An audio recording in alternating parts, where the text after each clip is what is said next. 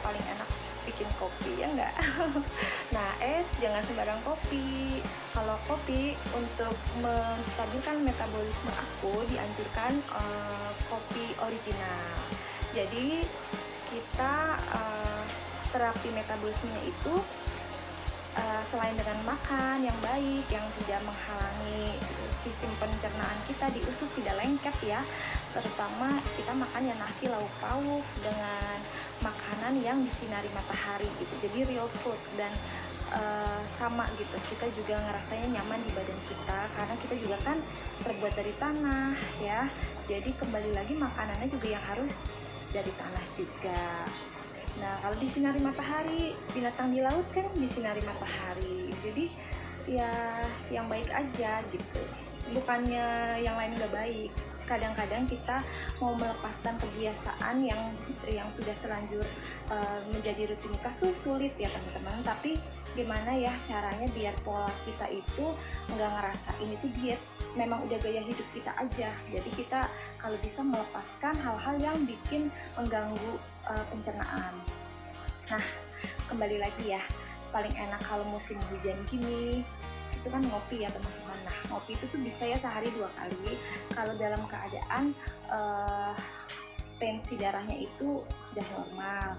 Bisa di pagi hari setelah sarapan pagi ya, harus ada makanan sedikit, nggak boleh langsung kopi bangun tidur ya.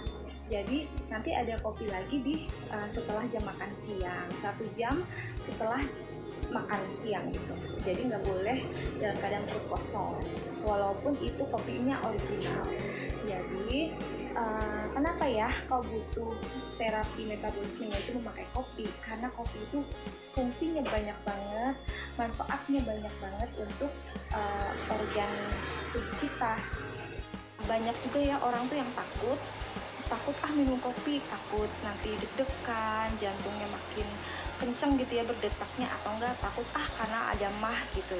Nah, ini yang harus dipahamin. Aku tuh dulu sakit mah, boro-boro aku nggak doyan sama sekali, malah mikir gini, kenapa ya kok orang tuh senang banget ngopi sih, sampai yuk kita ngopi gitu, sedangkan aku tuh nggak ada ketertarikan untuk minum kopi gitu. Di mana sih enaknya?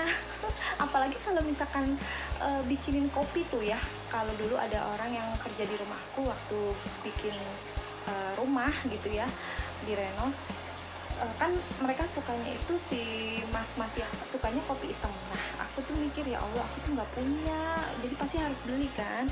Nah, ternyata sekarang kok aku minumnya kopi hitam.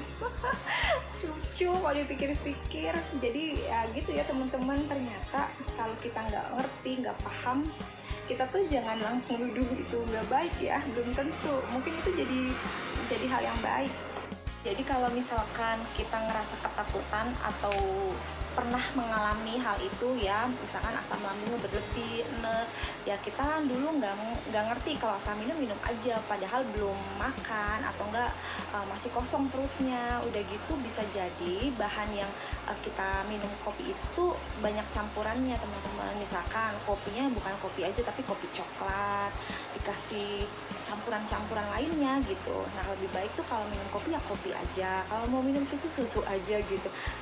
Jangan terlalu banyak dicampur ya. Nah, ini khususnya buat mengatur pola makan seperti aku ya. Aku nggak bilang yang di luar itu enggak. Jadi suka-suka aja. Kalau misalkan memang mau rasa di lidah yang nikmat ya bebas-bebas aja. Aku ini mau share dari terapi yang aku jalanin gitu. Jadi kalau mau minum susu putih, aku susu putih aja. Kalau mau minum kopi ya kopi aja dengan gula pasir gitu. Ada takarannya ya, 2 sendok teh kopi original yang hitam sama 1 sendok teh gula pasir. Jadi nggak apa-apa pakai gula pasir itu, karena gula pasir itu kan dari tebu. Tebu itu kan ditanamnya di atas tanah, dikenai sinar matahari. Jadi bagi kita itu nganggapnya itu real food. Dengan kopi instan ya teman-teman, kalau kopi instan pasti kalau sudah ada expirednya itu tandanya sudah ada pengawetnya. Nah, jadi kita hindari hal-hal yang ada pengawetnya. Kita tuh maunya awet muda tanpa pengawet ya, yang alami aja. Ya nanti teman-teman bisa buktiin sendiri ya kalau manfaat kopi itu melancarkan ini metabolisme kita tuh lebih cepat gitu. Itu yang pertama, mengandung zat arang aktif. Nah, zat arang aktif ini itu berguna banget untuk meluruhkan slem atau lendir-lendir, jadi itu baik sekali. Nah, terus juga bisa menyembuhkan nyeri, misalkan kita pusing gitu. Itu ada zat dari kopi itu yang bisa menenangkan ya. Teman siapa di sini kalau habis minum kopi biasanya udah kenyang gitu kan, nggak mau makan. Itu yang dulu ya, kalau di pola aku ini pasti minum kopi itu setelah 1 jam setelah makan. Nah, kalau misalkan masih tensinya itu tinggi, minum kopinya 1 hari 1 kali aja. Nah, kalau misalkan minum kopi jam 1 nih, berarti kan makannya sebelumnya dong, 1 jam sebelumnya ya, sekitar jam 12 kita makan. Jadi nggak makan langsung minum kopi, enggak, dikasih jeda dulu, karena apa yang kita makan itu 1 jam baru dicerna oleh asam lambung itu ya di pencernaan kita. Jadi kalau misalkan udah 1 jam dikasih jeda, kopi itu karena zat arang aktifnya itu baik untuk kesehatan organ kita, itu meluruhkan slem ya teman-teman. Ada juga yang merasa pusing gitu tiba-tiba sembuh. Itu kenapa? Karena kopi juga bisa meredakan nyeri gitu. Nah, akibatnya kalau kopi itu dicampur sama coklat, sama creamer, sama yang selain dari gula pasir ya, itu apalagi diminumnya sebelum makan nasi gitu, cuman mau ngopi aja deh gitu ya, efeknya pasti akan kembung dan nggak nafsu makan. Kenapa?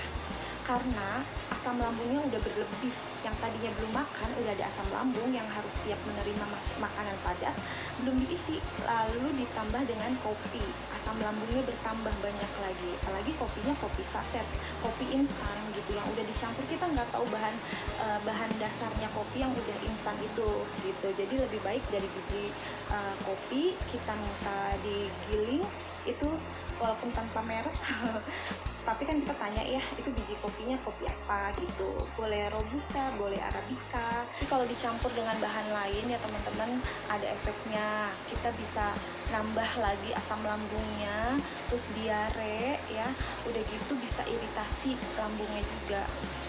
Kopi itu kan kandungannya kafein ya, kafein itu ya digunakan untuk stimulan ya dalam sistem syaraf, kerja otot jantung, juga memperlambat rasa lelah.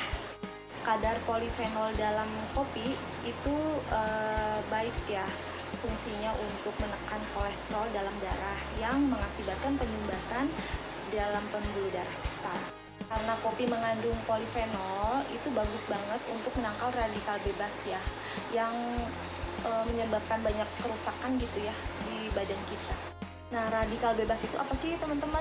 Radikal bebas itu kan molekul-molekul yang tidak stabil ya, yang diakibatkan oleh misalkan polusi udara, radiasi matahari, atau zat kimia yang ada di dalam tubuh kita, seperti misalkan kita mengkonsumsi obat-obatan gitu. Jadi nanti akan dibersihkan dengan cara habis minum kopi kita keluar tuh, rajin buang air kecilnya gitu. Wow, ternyata manfaat kopi itu banyak banget ya teman-teman. Jadi selain dari kita makannya pola hidupnya harus sehat, kita juga butuh kopi itu gitu untuk menangkal radikal molekul yang tidak menyebabkan badan kita tuh tidak seimbang gitu teman-teman. Semoga teman-teman jadi lebih apa ya, yang tadi yang nggak suka kopi mudah-mudahan suka sama kopi, tapi harus dijaga, makan dulu, nggak boleh langsung minum kopi, nanti efeknya asam lambungnya berlebih dan jadi males makan deh, karena rasanya kalau asam lambung udah berlebih itu lidah tuh udah pahit, udah nggak nafsu makan lagi gitu ya teman-teman. Jangan lupa follow. Udah, sampai ketemu ya teman-teman di cerita selanjutnya.